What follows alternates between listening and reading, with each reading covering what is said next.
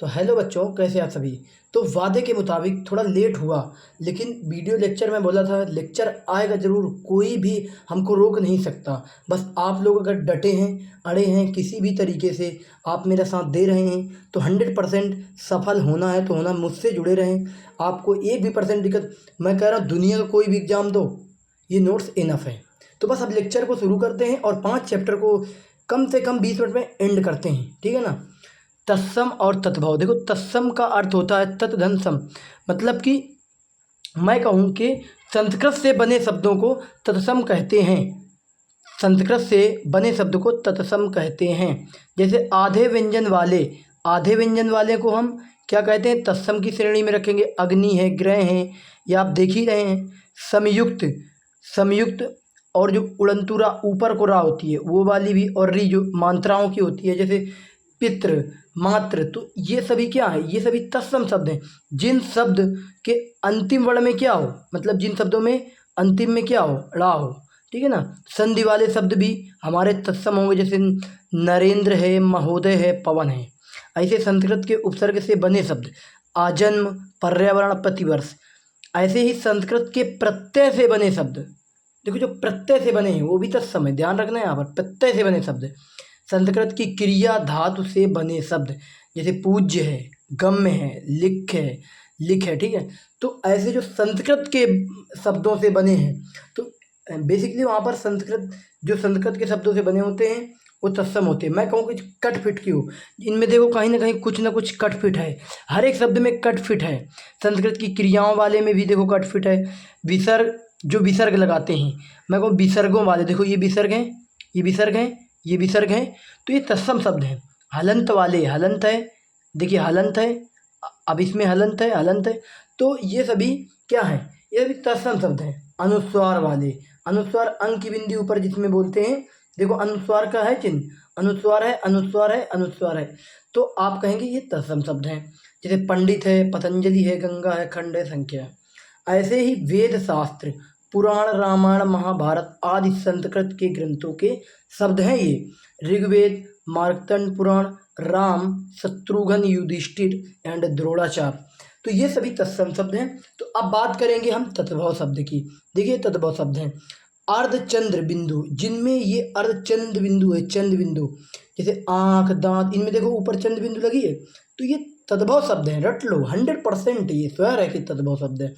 द्वित्व व्यंजन, द्वित्व व्यंजन किसे कहते हैं?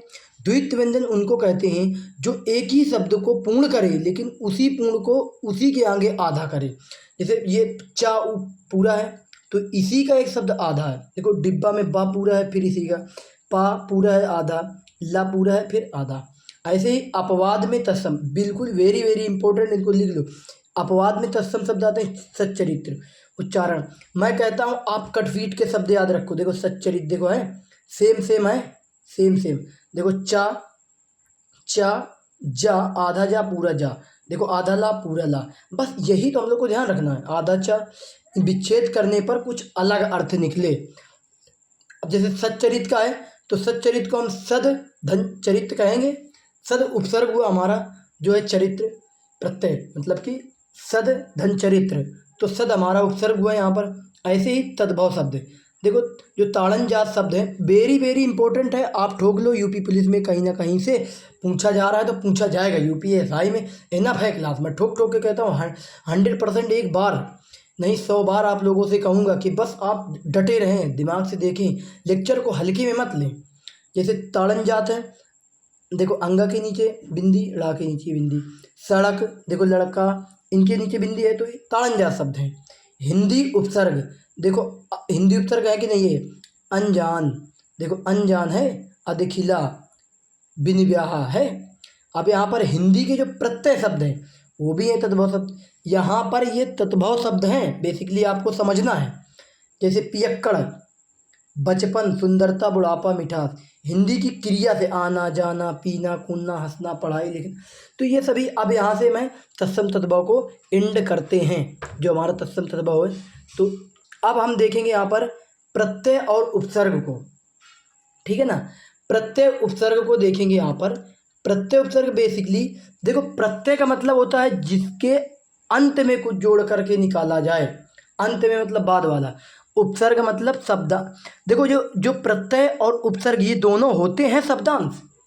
शब्दांश का अपना कोई अर्थ नहीं होता, इम्पोर्टेंट रूल है, ये पूछा जा सकता है कि प्रत्यय और उपसर्ग शब्दांश का कोई अपना अर्थ नहीं होता। किसी शब्द के साथ जुड़कर अर्थ परिवर्तन व उस पर एक विशेष प्रभाव डाले।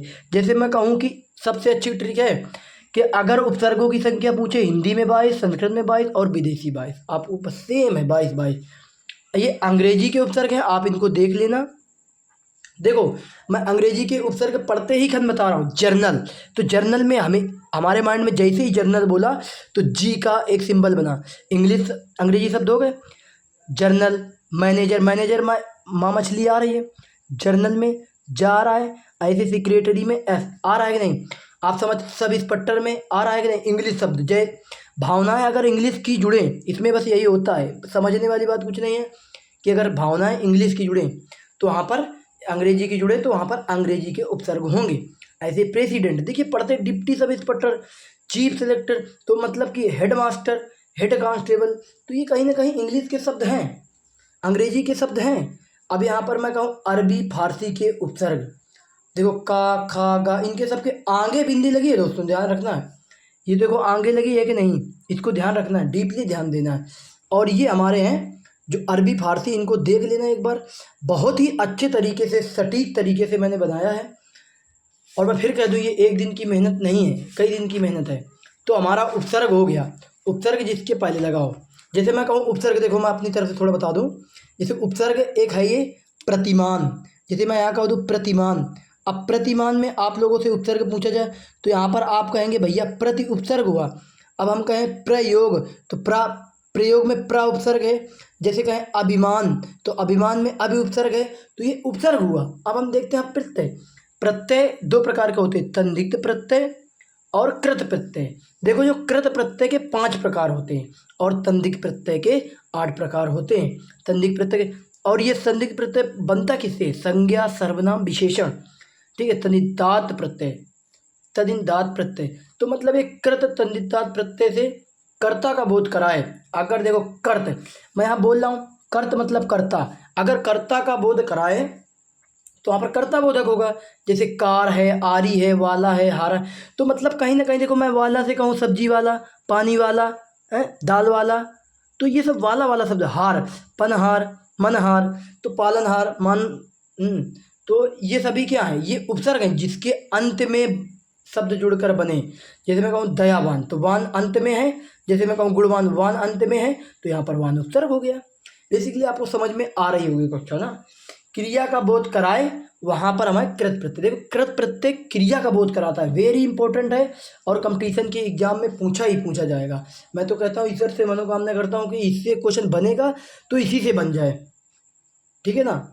जैसे ये अब देखो आपत्तिवाचक संदिग्ध प्रत्यय हैं, तो इनमें आ या एव इनको आपको समझना है। जैसे विशेषण है संदिग्ध प्रत्यय, तो इनको आपको याद करना है। ज़्यादा से ज़्यादा ये याद करने का टॉपिक नहीं है, लेकिन इनको वो सभी चीज़ें याद करना चाहिए।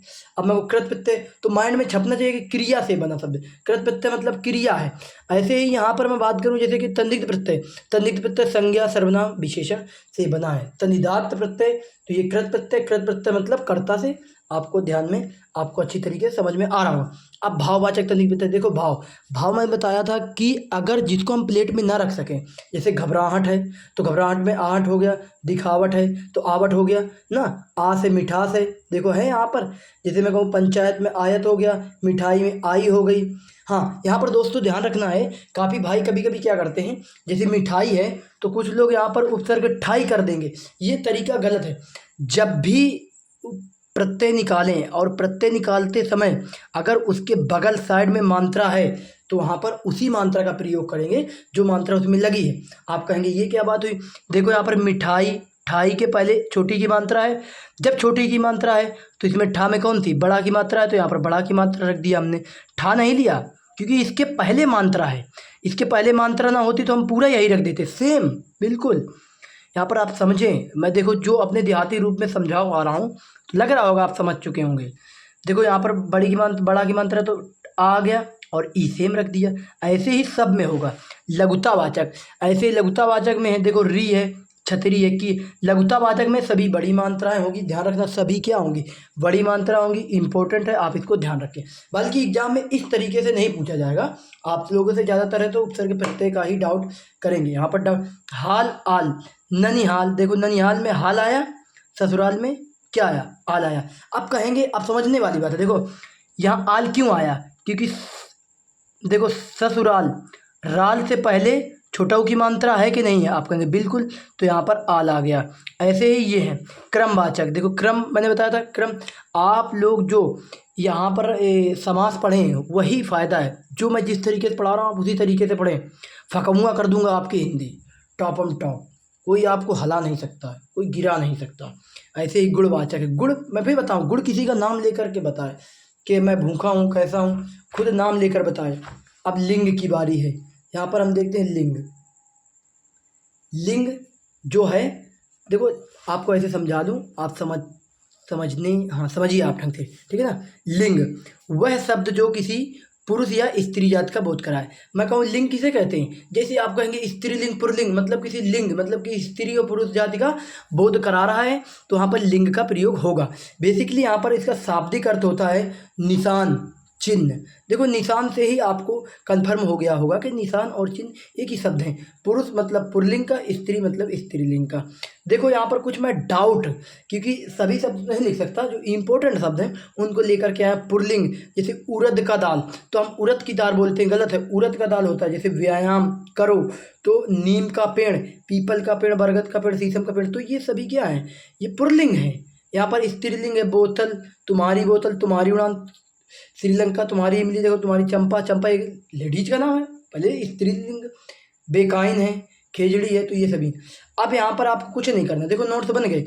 हिंदी में जो भेद होते हैं, दो प्रकार के होते हैं लिंग में, स्त्रीलिंग और पुल्लिंग, बस खत्म। लिंग बताओ कितना सा छोटा टॉपिक, इसमें हम लोग घंटों बिताते हैं या नहीं। अब इसी प्रकार से मैं वचन को दिखा रहा हूँ, ठीक है, वचन को आप इसी तरीके से देख लें, ज़्यादा बेटर रहेगा। वचन भी बहुत बड़ा चैप्टर अपने आप में, लेकिन देखिए बहुत चंद मिनट में ख़त्म हो जाएगा। वचन वे शब्द जो किसी एक या अनेक होने का बोध कराएं, जैसे एक वचन धागा, सड़क, बातें। बहुवचन धागे, सड़कें, बातें। लेकिन जहाँ पर भी ओ की मात्रा हो, धागों, सड़कों, बातों, देखो ओ की मात्रा, इनको हम बोलते हैं तिर्यक रूप। ये जो वचन का है तिर्यक रूप है, ये बिना विभक्ति के नहीं बनता। ये मैं कहूँ धागों, सड़कों, जैसे मैं कहूँ सड़कों पर चलो, देखो बिना विभक्ति के, ये विभक्ति है, पर दोस्तों ये विभक्ति है। यहाँ पर सड़कें अच्छी हैं या नहीं, तो अच्छी हैं नहीं, ये बहुवचन है, ये समझ गए होंगे। बहुवचन बनाना, देखो कुछ बहुवचन जैसे बालक है, गुरुजन है, जैसे ही भक्तजन है, इनको ध्यान रखना है। गुरुओं नहीं होता, गुरु को कभी गुरुओं नहीं होता, गुरुजन होता है। ऐसे मैंने लिखा बहुवचन बनाना, गण, जन, वर्ग, वृंद आदि, इनको देख लेना है। मैं प्रोवाइड करवा दूंगा कम्युनिकेटिव पोस्ट पर, और आपको डलवा दूंगा, आप इसको अच्छी तरह से देख लेना। मैं किसी भी अभाव से आप लोगों तक पहुंचना चाह रहा हूं। अगर पहुंचेगा वही बच्चा जो समझ सकेगा, जो भगेगा नहीं। बड़े बड़े यूट्यूब चैनल तो बहुत हैं, पढ़ाते भी, मैं खुद उनसे पढ़ा हूँ, बुराई किसी की नहीं करता, लेकिन एक समय ये भी तो है, कम समय में अच्छा कंटेंट देना। क्या मैं आप लोगों को नहीं समझा पा रहा हूँ? आप लोगों को 100% समझाने की कोशिश कर रहा हूँ। वे शब्द जो सदैव एक वचन रहते हैं, ये जैसे व्यक्ति का नाम है, जैसे मैं हूँ, क्या मैं एक वचन नहीं हूँ? सागर तो बहुवचन हूँ। कमल तो ये एक वचन नहीं है, बिल्कुल। द्रववाचक, दूध है, घी है, तेल है, पानी, सभी एक वचन की श्रेणी। भाववाचक, क्रोध, के क्रोध को हम प्लेट में रख सकते हैं? कहेंगे नहीं। क्या हम प्यास को प्लेट में रख सकते हैं? नहीं। क्या हम प्रेम को प्लेट में रख सकते हैं? क्या नहीं। भाववाचक हो गया। ऐसे यहाँ पर वे शब्द जो बहुवचन है, सदैव बहुवचन, देखो प्राण है, इनको समझने की एक ही फंडामेंटल है, आपको याद नहीं करना है।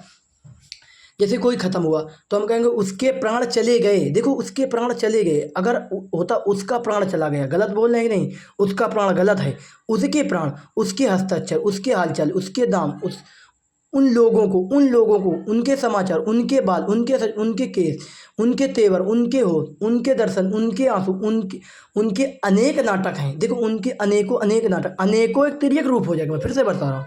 रोम, रोंगटे, आदर सूचक शब्द बहुवचन होते हैं, ठीक है। जैसे आदर सूचक, जैसे मैं कहूँ पिताजी आ रहे हैं, तो पिताजी, गुरुजी, जहाँ पर जी लगा रहा आदर सूचक है, तो वो बहुवचन होते हैं। यदि बहुवचन न दिया हो तब तिर्यक शब्द चुने। अगर हम बालक है, बालक का बालके नहीं कर सकते, बालकों, ठीक है, तो यहाँ पर तिर्यक रूप चुनना अनिवार्य है। नेक्स्ट चैप्टर है हमारा यहाँ पर काल। तो अब हम काल को कंप्लीट करेंगे। बेसिकली यहाँ पर देखो शोर थोड़ा ज़्यादा हो रहा है, तो मैनेज करिएगा भाई।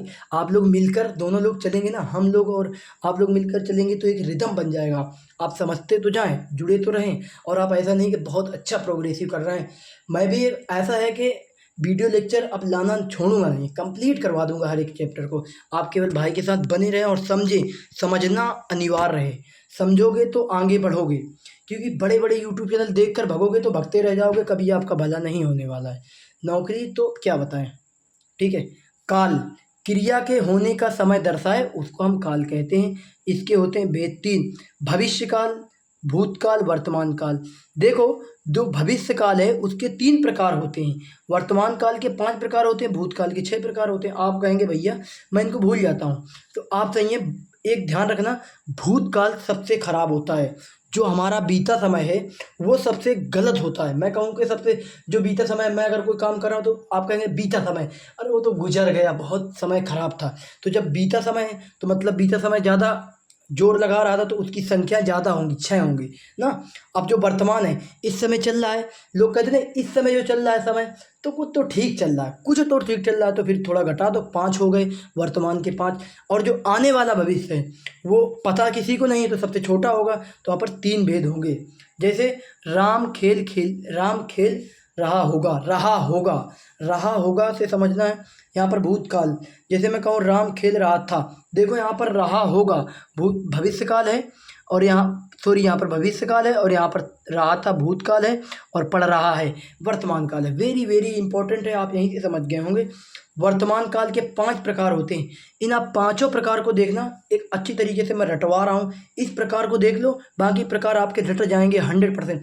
साधारण वाक्य उन्हें कहते हैं जिनके अंत में ता है, ती है, ते है।